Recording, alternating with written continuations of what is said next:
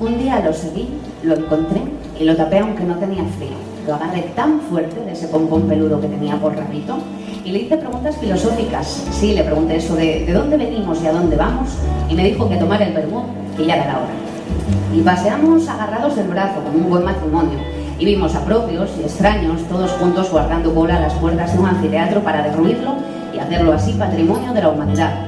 Yo le dije entonces que en otra vida había sido malabarista, que siempre iba acompañada por manzanas que a la menor de cambio se agitaban entre mis manos, y no me creyó.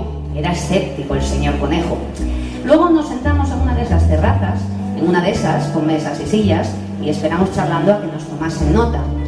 Y vino un camarero, que de alto tenía lo que yo de alto tiene el camarero, y apuntó en su cuadernito no sé qué cosas sobre nosotros. Que si yo tenía idas y venidas, que si me recreaba en mis cabreos por no encontrar un rotulador negro en todo Madrid. Y del conejo solo dijo eso, que era un conejo. Así que nos quedamos sedientos y abochornados, él por ser lo que era y yo por contagio. Y esperamos a que alguien nos levantara, a que alguien utilizase el derecho de admisión y nos obligara a partir tan lejos como solo pudiéramos imaginarlo en nuestras cabezas. Se le debieron de escapar unas cuantas por sus orejas, digo ideas, que eran peludas y estrechas, digo orejas, y solo oían lo que querían oír. Y como rápida niña que se cuela en los espejos, las cogí al vuelo y me las puse por sombrero.